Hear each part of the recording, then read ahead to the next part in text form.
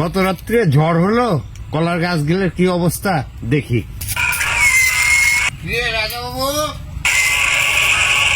সকালে পাঠিয়েছি কলার গাছগুলো কালকে ঝড়ে ভেঙে গেছে, গাছগুলো কেটতে এখনো কাটিসনি। ক্ষমা করবেন চেয়ারম্যান সাহেব, সবগুলো কাজ করছি, শুধু এটাই বাকি আছে। তোর কাজ সব ভালো লাগছে না, তুই এই কাজটা করে তাড়াতাড়ি গরু খামারে আয়। ঠিক আছে চেয়ারম্যান সাহেব।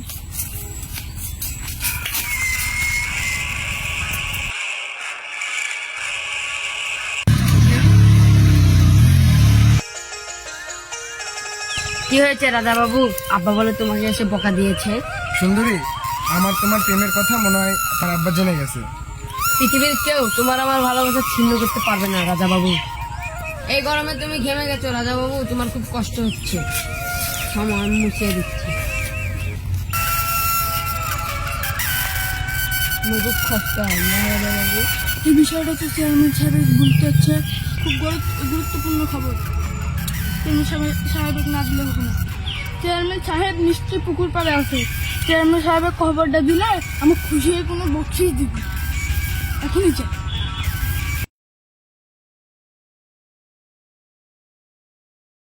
চেয়ারম্যান সাহেব তো নিশ্চয়ই পুকুর পাড়ে থাকার কথা। কই চেয়ারম্যান সাহেব, কই? চেয়ারম্যান সাহেব তো এখানে নাই।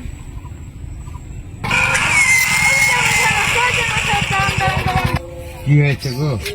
আপনার মেয়ে তো আপনার বাড়ি যে কাজ করে, আপনার মেয়ে তো তার সাথে প্রেম করছে। আমি আজকে সব নিজের চোখে দেখলাম। কি বলিস তুই? চেয়ারম্যানের মেয়ের সাথে প্রেম?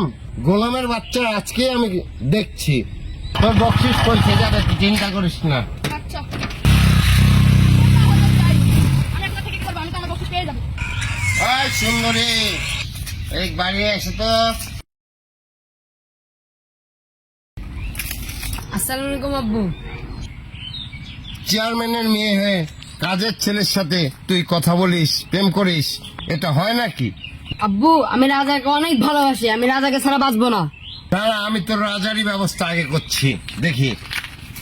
তুমি রাজাকে কিছু বলো না, ওকে আমি খুব ভালোবাসি। এই কে কোথায় আছিস? এই মুহূর্তে রাজাকে ধরে আন আমার সামনে।